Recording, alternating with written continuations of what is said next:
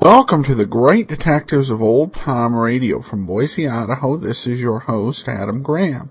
If you have a comment, email it to me, box13@greatdetectives.net. Give us a call, 208-991-4783, and become one of our friends over on Facebook, facebook.com/Radio Detectives. Well, this episode is brought to you by the financial support of our listeners. And I especially want to thank Harry today for sending along a nice contribution, and we'll be sending along access to our premium site. Well, now it's time for today's episode of Barrie Craig Confidential Investigator, and it's called The Schemers. And this time there are no lost episodes to report in between shows, so let's just go ahead and take a listen. William Gargan stars as Barrie Craig, Confidential Investigator.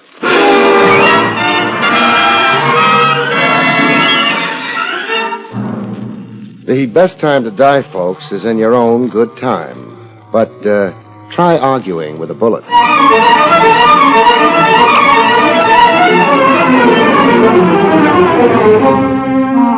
The National Broadcasting Company presents William Gargan in another transcribed drama of mystery and adventure with America's #1 detective, Barrie Craig, Confidential Investigator.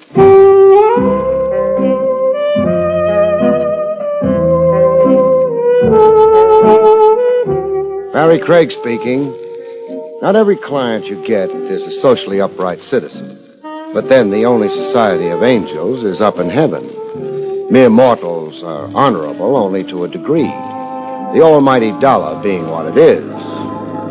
The gent who plopped beside me on the Fifth Avenue bus didn't look too kosher to me. And it wasn't only because of the scar on his cheek. I know Scarface judges. Just call it my hunch. I transferred my wallet to the side pocket furthest from him. I'm not a dip, friend. Second story? Wrong again. Carnival show with arson as a sideline? Now, don't tell me you're in some honest trade. I am. No, this is. You better yourself every day, friend. Begin bad, end good. That's life, no? No comment. So tell me. You think I sat next to you on purpose? I can tell when a guy does. You got me sized up by now? Not quite. Well, am I hired or no? First, consider what I say. I murdered a man an hour ago. Oh, it's a fine day for it. I shot him. Now I've got him in a sack. Busy, little bee. I had the best of motives. That ought to reassure the corpse. You're a confidential investigator. Guilty. Your license makes you a technical arm of the law, sworn to uphold it. You've been reading my wall literature. It's your duty to detain and arrest me. I'm not the obliging type. Sorry. I'm getting off the bus. Getting off! Adios, amigo.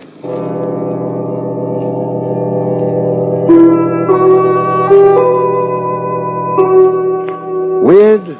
Not so. I got my anonymous friend's feeler right off. Was I really confidential, he wanted to find out. Find out before he dared to hire me. His story was a fake. Done to see if I'd grab him and yell police. I'd be seeing more of him. I got to see him again in a health club and gymnasium while I was working out, shredding stomach fat in a punch bag. My friend showed up to watch me. Save some of your punch for me, Craig. Well, back with me again, huh? Park on the bench here. We'll talk. Yeah. Well, I'm parked. So? I'm Moody. Gyp Moody. Gyp, huh? Gyp means I've got gypsy blood. Oh. You, get rid of that corpse, okay? It's only kidding you. You think? You're for me. You don't run blabbing what you hear. So glad I passed your test. Now, what's my job? 200 grand stolen from me 5 years ago. I want to get it back. Explain. Johnny Phoenix stole it from me. Phoenix? Yeah, I I dimly recall. A company treasurer or something. An ex-con I gave a chance to work. Work at what? In my company, export-import. Phoenix robbed my safe in Blue Town. And got caught. He was grabbed in Canada, extradited. And convicted? I'm a little hazy. Convicted, yeah. But he didn't do time. He didn't? Not in jail, I mean. He acted crazy all through the trial, kept screaming about gophers and dragonflies and some dead ant. An act? I don't know. He did wear a silver plate in his skull, and a twitch to him that closed one eye every 10 seconds. Anyhow, the judge took notice. Phoenix got a mental test, dementia, something or other, a doctor called it. Split personality. Yeah, that. Phoenix was not responsible for his actions. He went to an asylum. Riverhead Asylum, upstate. Comes out tomorrow. Out? Free? Yeah, it's in the papers. Here. Johnny Phoenix, Judge Sane, freed on a show cause writ. Does he still stand trial for the original theft? No, he isn't the same guy who did the original robbery. So a doctor says. The DA agrees, so does the trial judge. Phoenix is a new man, cured and rehabilitated. Beat that. The money was never recovered. Not a dime. I'm out all that. Big dough, $200,000. No insurance? I only had a fraction of it insured. Be there at Riverhead when Phoenix gets out. Stay with him. He's got the dough salted away. When he goes for it, you go for him. I'll give you 5%. That's $10,000. If money. If you get my 200 back.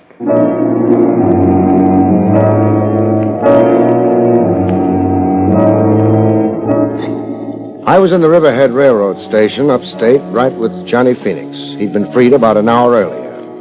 I kept out of sight while we waited for the train. A good-looking guy, Phoenix. Bushy hair with nature's own Marcel in it. Spare, broad-shouldered, a good clothes horse when he could get properly togged out. No pallor to his skin, you'd never know he'd been confined. Well, the train rolled in, and I watched Phoenix climb aboard. When I tried to do likewise, I found opposition. One moment, sir. Hey, let go of my arm. My authority. A bag. I'm Sims of the State Police. In civvies? Yeah, I'm off duty. However, you're under arrest. For what? Molestation. A woman complained. Molestation, meaning mashing? That's right. Her description of the man fits you. Well, I'd laugh, but right now I haven't got a sense of humor. Getting tough won't help. I'm a policeman myself. I'll show you credentials. Yeah, you do all that. At the station house. Are we going through with this, boss? I have authority to shoot a resistor. Put your gun away. I've missed my train anyhow. Well, there's a train every 2 hours. This train was special. Let's go see your complainant.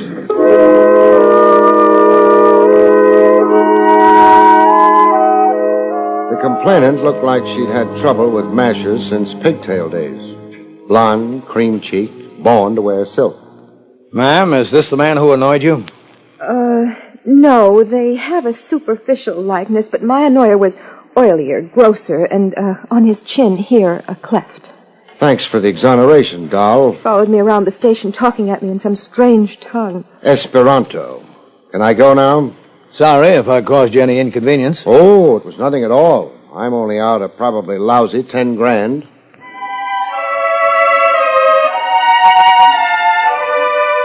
Back at the Riverhead station, again waiting for a train out, I tumbled to a masher mistaken identity routine I'd been caught up in. I watched for Golden Girl to come back to the station. When she did, I really molested her. Hello, doll. Doll, are you out of your mind? I'm mad over you. Mad? Oh, you really mean mad. I'd like to apologize for... Don't bother, just explain it. My arm, please, you're bruising it. All right, talk. Well, the circumstances are plain. Here in the station before, a man... An oily fellow, my size, shape, wearing my clothes, as you told State Trooper Sims. Only oily, your guy. Therefore, not me. An honest mistake? Dishonest, baby. Why, what do you mean? The only person molested in this depot today was me. And you engineered it deliberately. Deliberately? Why, that's absurd. To keep me off the train, Johnny Phoenix left Riverhead on. I can't understand a word you're saying. You've got me grabbing your arm again, baby. Who are you? I can be gentlemanly, I can be very rough. Well, do we wrestle? All right. I'm Rita Phoenix. Sister or wife? Wife. Our train. We'll travel together, baby. Closer than Siamese twins. You made me lose Phoenix, but you're going to help me find him again. You're going to lead me back to it. Come on. Trains don't wait. On the train, we sat as close as the law allowed. I took the precaution of searching Rita's handbag. The ivory-handled gun surprised me just a little bit. I won it in a raffle. Does that explain it? Okay if I borrow it, baby? Can I stop you? I want a drink. So do I. Can't I even go to the club car without you? We're inseparable, remember? Boy, can I get a hate on you.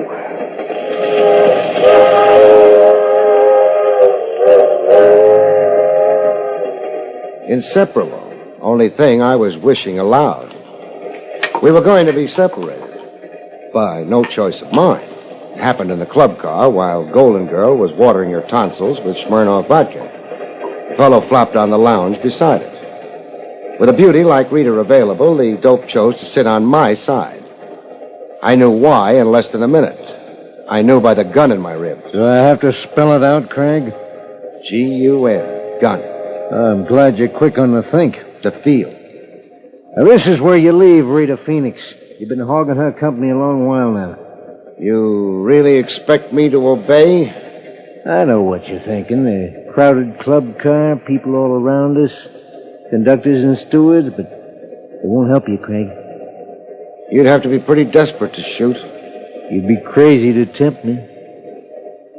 Dough, Craig. I drool when I think of the amount of dough at stake. All right.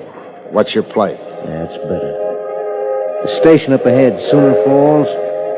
We roll into it exactly 3:47. That's in 4 minutes. You're getting off the train. Alone? Yeah. At the station, someone's waiting for you. Friend of mine. You plan far ahead, huh? I've got a knack for detail. How do I come out in all this? You just lose a client and an opportunity, no other harm done. I lose Rita. Yeah.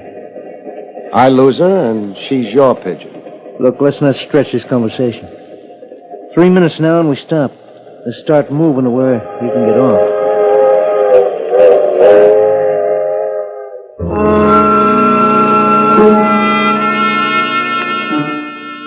In Sooner Falls, I watched the train continue on to New York. The someone waiting to greet me was right on hand as promised. Hiya, pal. Put his face between two loaves of bread, and you could call it a giant meat burger. Hey, what are you staring at my kisser for? It's ugly. Now, is that nice? My car's there. Is this ride necessary? Yeah, can be. Set it up. Can be, huh? Oh, did I just leak his name to you? No. Canby's an old acquaintance. Oh. What makes this station so lonesome? No people. Sooner Falls is a hick town. Nobody in it. Why are you in it? For my asthma. I got asthma bad. This burger's pollen-free. So let's ride now, huh? Where will we ride to? Around? Just around? Yeah. You're worrying. Don't. This rot on you don't mean nothing. No holes in you, so don't worry, huh? My orders is just to stall around with you, see the sights, run you into 6 o'clock, and then give you the heave. Run me into 6 o'clock. Until Rita and Canby land in New York, get off that train and get lost together. Canby doesn't want me phoning ahead. Hop in, pal.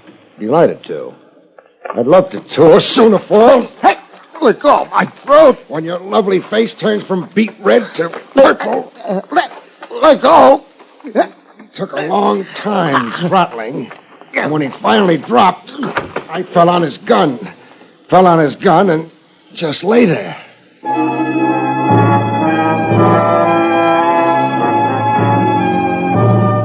I left my meat-faced friend in a semi-conscious stupor and hurried into a pay station telephone.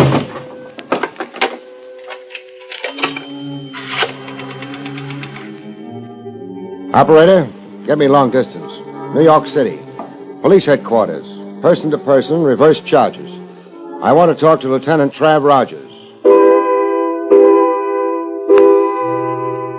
Finally, at long last, I arrived in New York. I'd sure missed a lot of trains. Trav Rogers had come through for me at his end. The man and woman you described on the telephone got off the train here in New York. They went off in separate directions. You had them shadowed? I did. Where'd they go to? The lady's registered at the Parkfront Hotel as Rita Manning. A phony name. She's Rita Phoenix. How about Canby? He checked in at the Kilgore Hotel. Kilgore? New name to me. Over in Brooklyn Heights. Oh. Rita, the Parkfront Hotel. Canby, the Kilgore. Anything else you can enlighten me on? I think so. That story of Johnny Phoenix you told me over the long-distance phone. The original theft from your client, Jip Moody. The subsequent trial of Phoenix, his insane behavior in court, and the resultant confinement in an asylum. Etc. and so forth. What can you add to it? I found a discrepancy in your tale. What? The alleged $200,000 Phoenix stole. Alleged? In my review of the record of the case, no such sum. Phoenix was booked and tried for the theft of exactly $50,000. For a fact. I have a duplicate of the district attorney's file, if you'd care to see it. I'll take your word. Quite a gap between $200,000 and $50,000. A gap that can buy Boku cherries for the wine. Your client magnified the figure to fire your zeal as a retriever? No, Moody's queer, but not like that. His $200,000 figure has some other significance. What? I can't know until I put the question to Moody. Phoenix never disgorged any of the loot? Not a kopeck. What did the police do about it? About trying to recover the money from Phoenix, I mean. Oh, the usual devices and pressures. All we accomplished was a show put on by Phoenix. He acted nuts. Climbed the walls, screaming he was a chimpanzee in a jungle. After Phoenix's asylum confinement, what police activity about the money was there? The obvious. A police plant right on the asylum? Hoping to catch Phoenix in a rational moment? Win Phoenix's confidence? Yeah. Quite an assignment for a cop. Feigning insanity. We had to change our plants every 10 days. The sheer wear and tear. The plant began to wonder about himself, huh? Was he or wasn't he Napoleon Bonaparte? Environment, they say, molds the personality. Ha ha. Trav, as usual, you've been a big help. Mm-hmm. Write a letter of commendation to my superiors.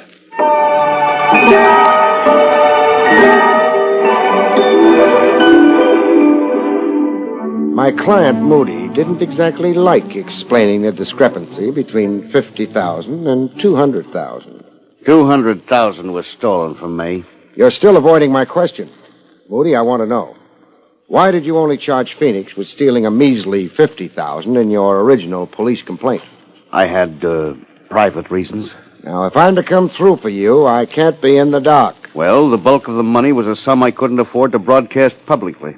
Whatever that means. You're in export-import, huh? Yeah, export-import. Export-import is a pretty broad heading. It could cover a lot of operations. Above board and underhanded. Legitimate goods and contraband of some kind. Let it go at that. Cash deals in the dark. No record of it on the books. Stop making out a case. Fraud against the government. Tax evasion. Keep it up, we'll have a parting of the ways. I'm not on trial with you, Craig. I like to know the character of my client. I'm honest and dishonest. What's so unusual about that? Every second guy you meet. Yeah, the buck for its own sake. No wonder the old world's in a spin. Phoenix took advantage of my sensitive situation. He knew in advance you could never prosecute him for the whole sum of money he stole, that you couldn't come into the courts with clean hands. Yeah, that was Phoenix's gimmick. You going to use any of this against me?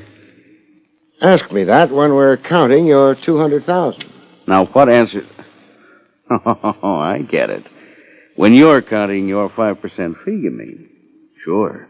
You like money like everybody else. Now, tell me something. Who is Canby? I don't know. Never heard the name. An alias, maybe. Now, you recognize this description? Well built, little on the short side. 5'7", say. Brown hair, brown eyes. Natty dresser. The description means absolutely nothing to me. That's funny. Here's a guy who knows you well enough to be scrambling for your money. Well, it's a mystery to me. Leave a side of beef exposed and the jackals come around. Jackals and jackasses. Okay, I'll circulate around. Craig. What?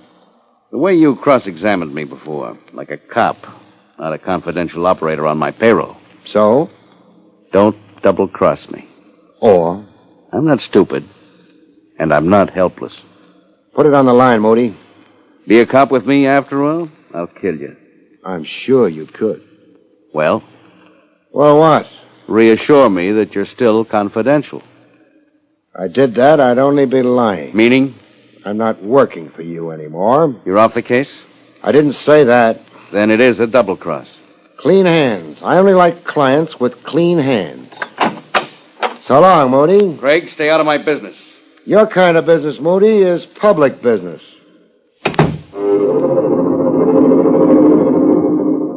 Oh, they happen like that. A case where you dump a client midstream. Where from confidential cop you change to Boy Scout.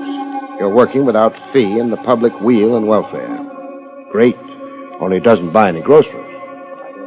At the Kilgore Hotel over in Brooklyn Heights, I got Canby's room number from the desk clerk. I also got an advance hint on how frantic it could get up in Canby's room. I spied the desk clerk on the telephone a second after I started for the staircase. The desk clerk tipping Canby off to my visit. There'd be a gun upstairs waiting to greet me. What kind of a hotel was it? It was that kind of a hotel. In the hall outside Canby's room, I had a scheme to outmaneuver Canby's gun. Canby? Frank Canby? Yeah, what is it? Linen service. I got your fresh linen. Just a minute. I flattened against the side wall of the hall, out of line of fire, and waited for Canby to open the door. Come right in. Hey! My turn to shoot now.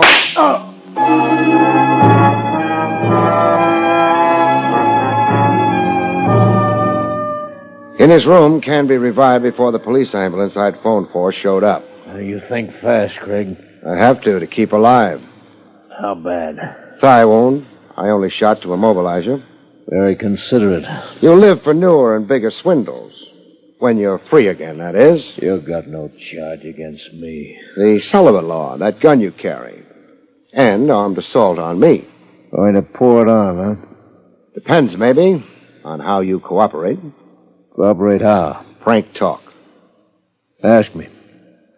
Where do you come in on Moody's missing $200,000? I forced myself in. Meaning? Well, I'm out of left field. I don't know Moody and I don't know Phoenix. But I do know about the dough, you understand me? I think so.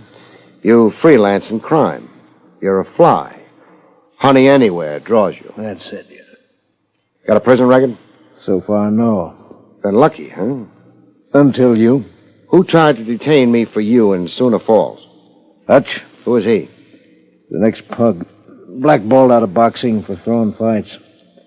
He hires out to me. You got away from him, huh? I out-wrestled him. I was afraid of that. Afraid you'd get the phone ahead to New York. Hutch is a pin brain. You hired him. You should have knocked me off on that train. Yeah, I second guess it that way, too. Only, Only? murder. I shy away from it. You shot at me out in the hall. I shot to nick you, slow you up. Well, what are we waiting for? Police ambulance. Snake eyes for you, Canby. You're out of the game. Pass the dice. With Canby out of the game, I set out to eliminate another player. Rita. I found her in the dining room of the Parkfront Hotel. She didn't bat an eyelash when I joined her at the table, like she was immune to surprise. You, Me. Oh, what's good? Chicken fricassee. What's new? Canby's in the clink. Thanks. For what? Removing Canby. He's been giving me a bad time. Asking you where he can find Johnny Phoenix? Asking me? Where can I find Johnny Phoenix? I'm deaf. Stupid. Maybe. You're crazy if you keep dreaming of that money. I've stopped dreaming. Meaning? My husband gave me the brush. Johnny wants a divorce.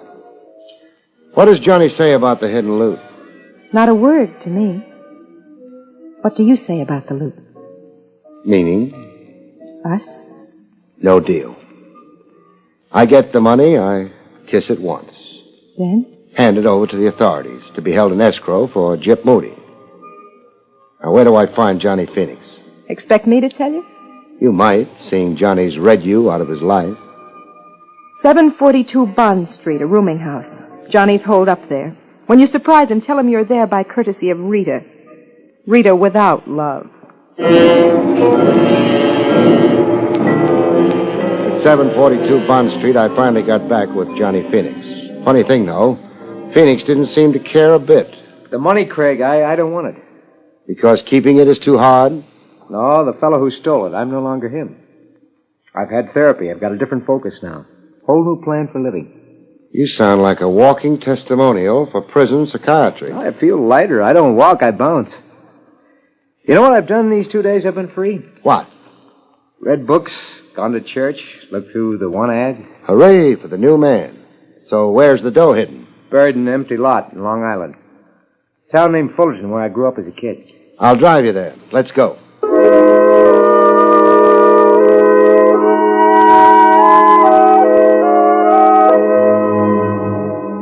In Fullerton, we ran into a surprise. No empty lot. I don't recognize the setting. You've been away 5 years. Just what's different? Well, what you see, the house standing there, that Cape Cod. You say the house there was built on the empty lot you buried the money in? Yeah, the exact spot. There are markers around. I recognize that clump of trees there. I'd counted 20 paces north and 2 paces east. Then I buried the money. That would put the money smack in the middle of the foundation of the house. What'll we do now?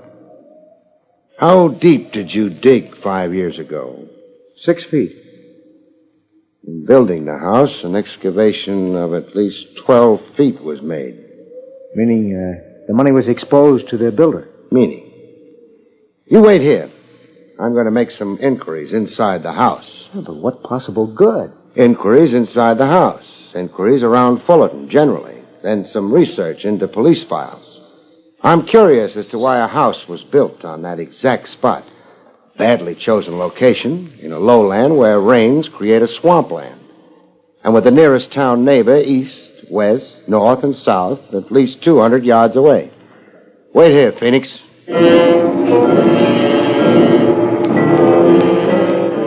I made my inquiries, nosed around, did my research.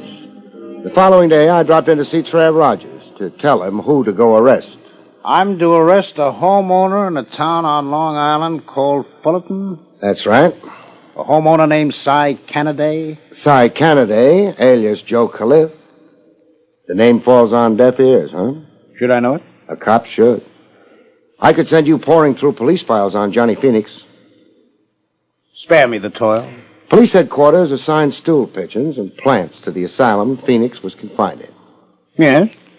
I have the names of the miscellaneous and sundry plants and stoolies here. Abrams, Tyler, Wilson, Mackenzie, Califf. Is it beginning to dawn? Yes, Califf. Joe Califf. A professional stool pigeon the department employed years ago. A stool pigeon who spent time in a prison asylum with Johnny Phoenix. Time enough to pump Phoenix and get himself a road map to a bonanza. Double-crossed the police department. You always take that chance when you engage stool pigeons. It's a calculated risk. Califf dug up the money in Fullerton, then had a contractor build him a house right over the exact spot for him. A weird device, kind of? The house? Califf's calculated risk. To make the quest for the money look hopeless. The money was lost to the ironies in a housing excavation. He never thought anybody would be shrewd enough to look behind his alias of Canaday, respectable homeowner and family man, at this late date. But you did. I might not have. All the time I was making inquiries, I was sure I was wasting time. Cases, Trav, sometimes hang on that slim a thread. So, make the arrest.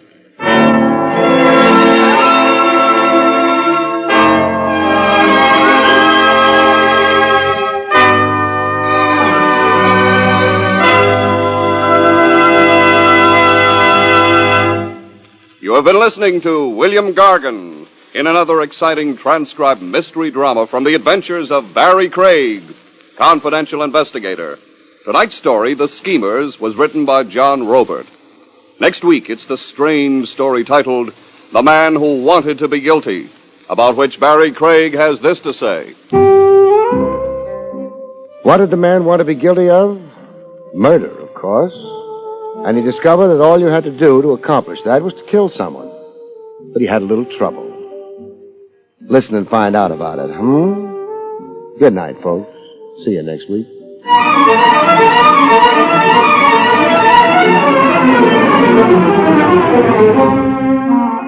The National Broadcasting Company has just brought you William Gargan, starring as Barrie Craig, confidential investigator. Featured in the role of Rita was Terry Keane. Don Pardo speaking. It's another exciting Dragnet adventure tonight on the NBC Radio Network. Welcome back. Well, I definitely, this was a pretty clever solution by Barrie Craig to a fairly shrewd criminal. So hats off to him on the nice solution here. This episode also did a good job showing Craig's overall sense of ethics. Well, unfortunately, we do have some lost episodes coming up before we get to next week's show. But we will be back next Monday with another episode of Barrie Craig. And starting a week from Tuesday, we begin our 3-week run with Glenn Ford as Christopher London. And then after that, we'll begin our look at Poirot on Old Time Radio. You'll definitely want to listen to that. You can also, we do a weekly Dragnet podcast, and you can subscribe over at radiodragnet.com. And the Old Time Radio Superman show is in the midst of an action-packed serial you can catch up over at laserandsword.com. Well, that will do it for today. If you've got a comment, email it to me, box13 at greatdetectives.net. Give us a call, 208-991-4783, and become one of our friends on Facebook, facebook.com/radiodetectives. But from Boise, Idaho, this is your host, Adam Graham, signing off.